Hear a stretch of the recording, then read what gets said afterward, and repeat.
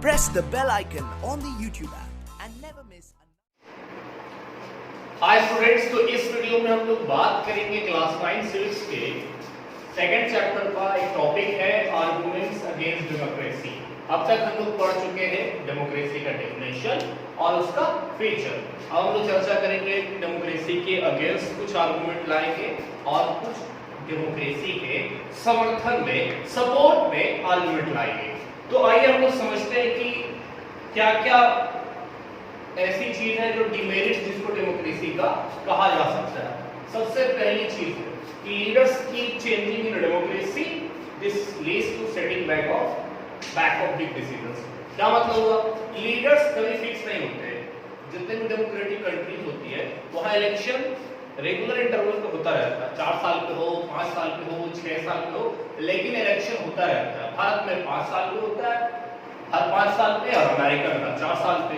तो यहाँ पे रेगुलर इंटरवल की वजह से कई बार तो ऐसा होता है कि जो एक बार लीडर था अगली बार वही आ जाता है, लेकिन हर बार ऐसा नहीं होता है। एक नेता है, अगली बार कोई और नेता बन जाता है।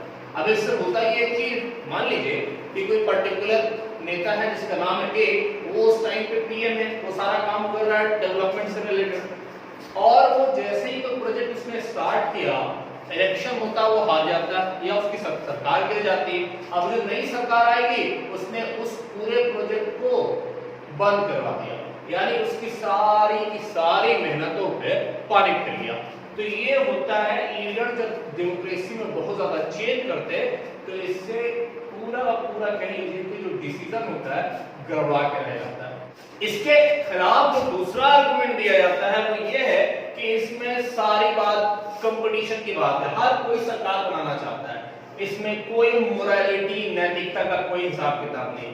हर कोई साम दाम दंड भेद से सरकार में आना चाहता है, सत्ता पे कब्जा करना चाहता है। इसके कारण कई बार आपको सुनने में आता है कि किसी अपोजिशन नेता का, किसी नेता का जो है हत्या हो जाता है, उसके परिवार का मर्डर हो जाता है। आए दिन आपको पेपर में, अखबार में ये न्यूज मिलती रहती है। तो मतलब यहाँ पे ये लोग कोई मोरालिटी नाम की कोई चीज का कोई जगह नहीं होता है। इनको लगता है कि अगर ऐसा करने से, बुरा करने से हमें सरकार बन जाएगी तो हम बुरा करेंगे, अच्छा करने से बनेगी तो ये लोग अच्छा करते हैं। तो इसमें ये बात भी सही है कि it is all about competition.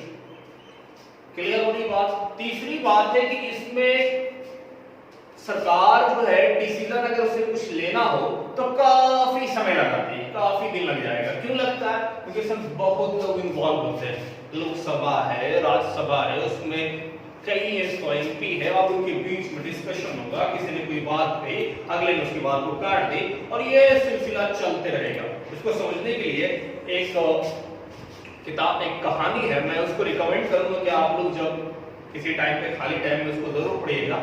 उस कहानी का नाम है जामुन का पेड़। कई बच्चों ने तो पढ़ा दिया होगा जामुन का पेड़। अगर आप कहानी को पढ़ेंगे तो आपको समझ में आएगा कि यहाँ पे क्या हो रहा है। तो यहाँ पे मैं बता रहा हूँ कि डेमोक्रेसी में डिसीजन मेकिंग में लेट होता है, क्योंकि डिसीजन लेने के लिए बहुत ही ज्यादा लोग इन्वॉल्व होते हैं। आगे की बात की जाए मेनिया टाइप, कई बार ऐसा होता है कि जो नेता जिनको आपने चुनकर गद्दी पर बैठा दिया, उनको मालूम ही नहीं है कि लोगों के लिए सही काम क्या है। उनको इस बात का कोई आइडिया ही नहीं कि कौन सा काम जनता के लिए सही होगा, क्या जनता का डिमांड होगा। वो सिर्फ और सिर्फ सत्ता में किसी भी हालत में बने रहते हैं। तो कई बार उनके सामने आसपास जो एडवाइजर होता है वो भी वैसे ही होते हैं। जैसे कि आपने मुहावरा सुना होगा, अंधेरी नगरी चौपट राजा। तो ये सिस्टम में कई बार देखने को मिलता है कि नेता जो चुन के आते हैं उनको पता ही नहीं होता कि क्या करें जिससे जनता का विकास हो। कई बार वो जिस चीज को विकास समझ के कर रहे होते हैं उसमें विनाश हो जाता है। समझ रहे हैं? अब आगे क्या होता है? अगली बात कि डेमोक्रेसी में क्या होता है, वोट देने का राइट किसके पास है? जनता के पास। अब जनता क्या होती है, कई बार उनको भी नहीं मालूम होता है कि हमारे लिए सही क्या है। ऑर्डिनरी पीपल, आम आदमी है, हर एक डेमोक्रेटिक कंट्री में हर एक आदमी को पढ़ा लिखा, समझदार, वेल अंडरस्टूड नहीं होता है कि क्या हमारी प्रायोरिटीज होनी चाहिए।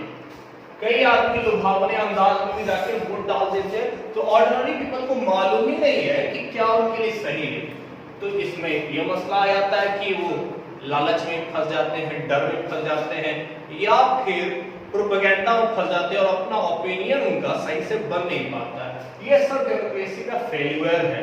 इसमें एक और बात मैं ऐड करना चाहूंगा कि डेमोक्रेसी में क्वांटिटी मैटर करता है, क्वालिटी मैटर नहीं करता है। अगर मान लीजिए कि एक शहर में 100 लोग रहते हैं और उसमें 95 लोग बहुत ही कम समझदार हैं, बेवकूफ हैं, और 5 लोग समझदार हैं, और उसमें से 2 नेता खड़ा होता है इलेक्शन में, एक समझदार और एक बेवकूफ। अब आप बताइए कि अगर डेमोक्रेसी का कॉन्सेप्ट अप्लाई हो रहा वहां पे तो इलेक्शन कौन जीतेगा? सीधी सी बात है, कौन जीतने वाला?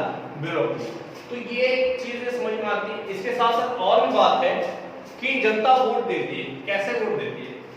जनता वोट देती है, अपने ओपिनियन बनाती है, किसी को अच्छा या किसी को बुरा समझ के वो वोट डालने जाती है। अब ओपिनियन बनता कैसे है?